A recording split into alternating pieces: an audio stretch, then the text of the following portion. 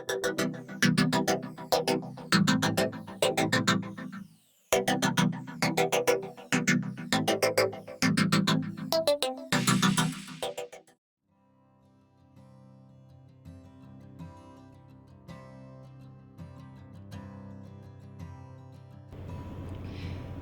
guys, welcome back to our channel.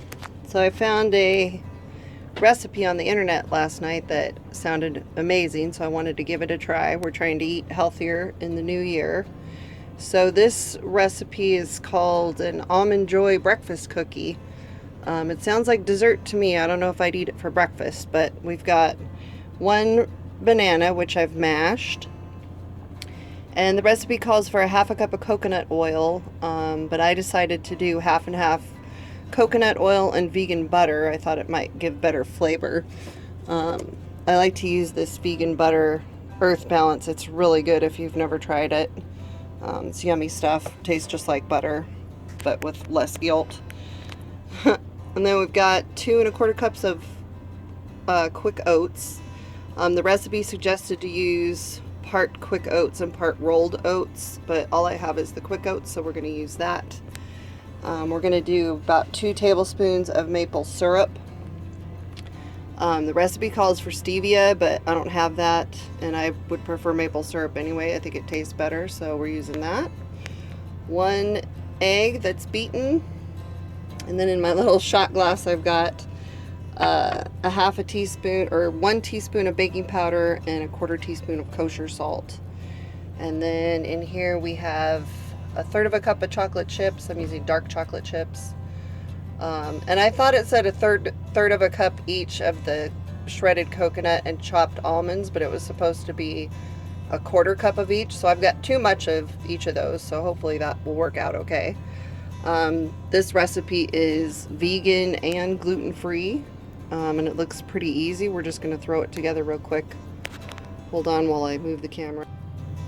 Okay, so basically we're just going to add everything in except for our almonds, coconut, and chocolate chips with our mashed banana.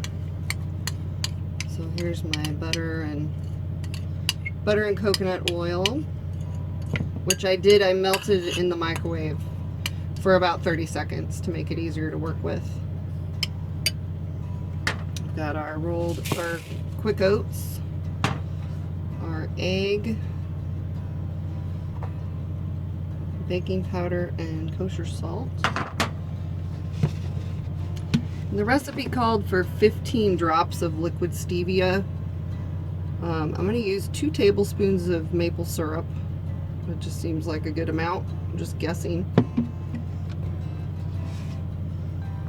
And we're going to mix that all up just till it's nice and incorporated. And it does looks like oatmeal cookie batter already.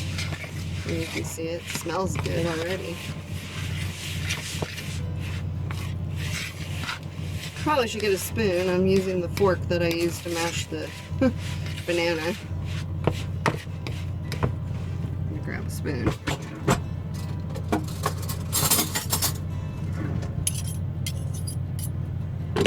There we go, that's better.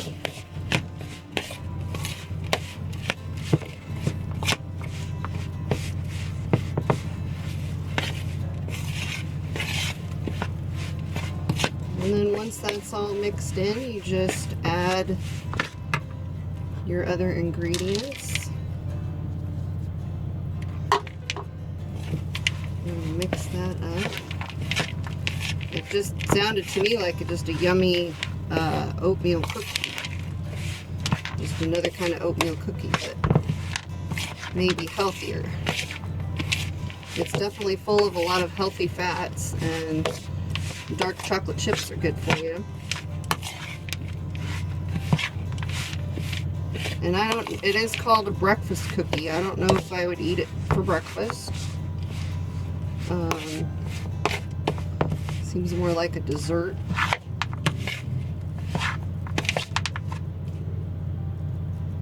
There's something in there. What is that? Oh, it's an almond. Okay. I saw something weird in there, but it's just an almond that didn't get chopped up very much.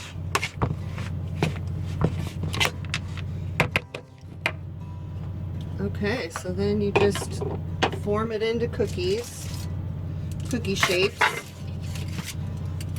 And the recipe said it doesn't really, you know, when you make cookies, you kind of put a blob of dough on it, kind of spreads out into a cookie shape.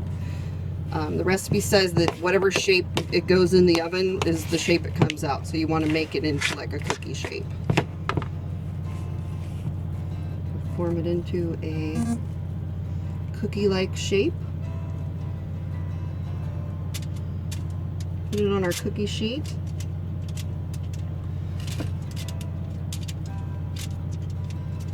And then bake for, uh-oh, my battery's about to die. Okay, I'm gonna work on this and charge my phone. So you're gonna bake for 15 minutes at 350. So I'll be back. Okay, so I got them formed into my cookie shapes, and I made them kind of on the big side. It looks like it'll probably make, I have that much left too. It'll probably make just over a dozen at this size, but you could definitely make them smaller and probably make 2 dozen. So the recipe calls for a 350 oven, but I'm using convected, so I'm going to do it at 325. Because you usually lower the temp. So we're going to stick them in, cook them for 15 minutes or so, and see how they come out. So here's what they look like fresh out of the oven. They smell pretty good. We're going to let these cool off and then give them a taste test. And I think just for kicks, I'm going to take the rest of the batter that I have and form it into a bar and bake it that way and see how it comes out. Alright, we're fixing to try these cookies. They're still really hot, but we're both really curious to taste them. I got my official taste tester right there. They're pretty hot. Yeah, so here we go. Chocolate's still melty. Don't burn yourself.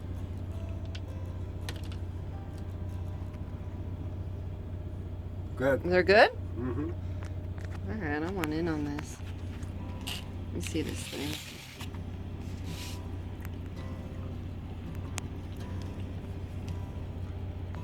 Mmm. They definitely need to stiffen up. They are good. Not real sweet. You can taste a banana in there. I could see if you wanted them sweeter, you could add more maple syrup. But yeah, they're not real sweet, so that would be good for breakfast. Alright, these are pretty good. So I got this recipe from the channel Clean and Delicious. I'll put a link to it in the description. You can get the recipe and watch how she made them. So I'd give this 2 thumbs up. They're not real sweet, so if you're expecting like a cookie taste, you might be disappointed, but the human garbage disposal gives it 2 thumbs up, so that's a good sign. So I did make the rest of it in a bar shape, and I think it will work. Could cool it off and cut it up into squares. I think that'd be an easy way to take all the batter and cook it all at once. Spread it, you know, like you do with cookie dough where you make cookie bars. I think you could do that with this as well. So there you have it. Until next time.